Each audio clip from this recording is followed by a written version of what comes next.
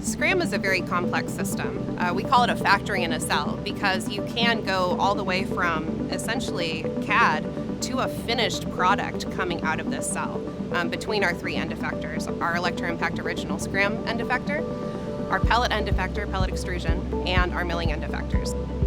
Our previous iterations of this robot did not have very many tools to really streamline the process of switching between these end effectors.